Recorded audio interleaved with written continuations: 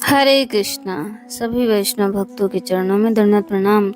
छोटी दीपावली पर कैसे शुरुआत हुई। दीप जलाने की परंपरा जाने नरक चतुर्दशी की कथा।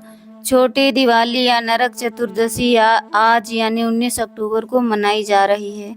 इस दिन यम दीप जलाने और हनुमान जी की पूजा करने की परंपरा है। मान्यता है कि ऐसा करने से परिवार की रक्षा होती है और बुराई पर अच्छाई की जीत का संदेश मिलता है।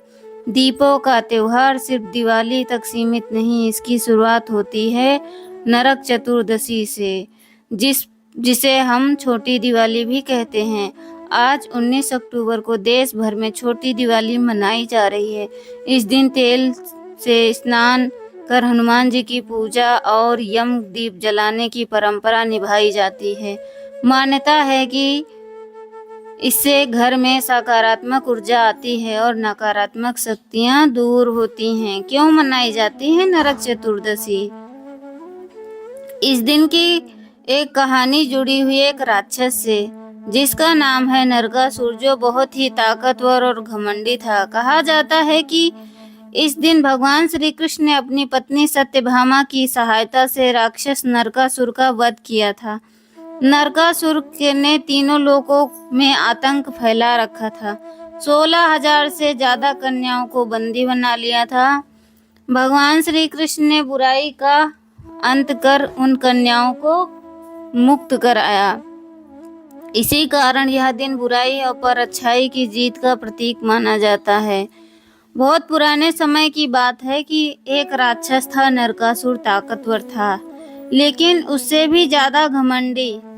उसने देवताओं से रत्न लूट लिया, इंद्र के कुंडल छीन लिए और पृथ्वी की करीब 16,000 कन्याओं को बंदी बना लिया। उसका आतंक तीनों लोकों में फैल गया था। नरकासुर के अत्याचार से परेशान होकर देवताओं ने राजा इंद्र से भगवान कृष्ण से मदद मांगी। भगवान विष्णु ने कृष्ण का रूप लेकर नरकासुर को खत्म करने का फैसला किया, लेकिन नरकासुर को वरदान मिला था कि उसे कोई स्त्री ही मार सकती है। इसीलिए भगवान श्री कृष्ण ने अपनी पत्नी सत्यभामा को साथ लिया। युद्ध हुआ और सत्यभामा की मदद से नरकासुर का वध हुआ। इसके बाद भगवान ने 16,100 कन्या से मुक्त कराया और जो नरकासुर की कैद में थी। व्यक्ति को जब पता चलता है कि अब मैं अमर हो गया हूँ, तो वो भूल जाता है कि हर किसी की कोई ना कोई कमजोरी होती है। नरकासुर ने 16,100 कन्या का अपहरण किया था, उनको बंदी बनाया था।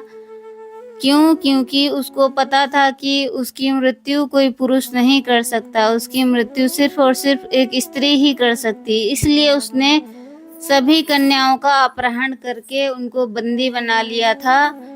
तो सभी देवताओं को भी बहुत ज्यादा उसने प्रताड़ित किया हुआ था। सबसे रत्न छीन लिए, इंद्र के कुंडल भी छीन लिए। तो सभी देवी देवता गए कृष्ण के पास सहायता मांगने के लिए। तो कृष्ण ने उनकी सहायता करी।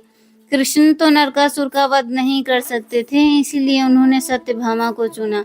तो सत्यभामा की मदद से उस नरकासुर का वध हुआ। 16,100 कन्याओं को मुक्त कराया जो नरकासुर की कैद में थीं। ऐसे शुरू हुई दीप जलाने की परंपरा। नरकासुर के अंत के बाद लोगों ने दीप जलाकर जश्न मनाया। कहा जाता है कि युद्ध के बाद भगवान श्री कृष्ण ने तेल से स्नान किया था, इसलिए आज भी नरक चतुर्दशी पर तेल स्नान और उपटन लगाने की परंपरा निभाई जाती है। यम दीपक जलाने का सही समय। छोटी दिवाली पर यमराज के नाम का दीपक जलाने की परंपरा भी है, जिसे यम दीपक कहा जाता है। इसे घर की दक्षिण दिशा में रखा जाता है। इस वर्ष यम दीपक जलाने का शुभ समय है सायं 5:47 से लेकर 7:03 तक रहेगा। माना जाता है कि इससे अकाल मृत्यु का भय दूर होता है और घर में सुख समृद्धि बनी रहती है। तो जहाँ पे भगवान है वहाँ पे राक्षस नहीं रह सकते। इसलिए भगवान के प्रति समर्पित रहना चाहिए। जिस प्रकार देवी देवताओं ने भगवान कृष्ण से सहायता मांगी, ठीक वो उसी प्रकार हमें भी भगवान से ही सहायता मांगनी चाहिए, भगवान से प्रार्थना करनी चाहिए। भगवान हमारी सहायता अवश्य करते हैं। हरे कृष्णा। आप सभी को नरक चतुर्दशी की शुभकामनाएं, छोटी दिवाली की शुभकामनाएं। हरे कृष्णा।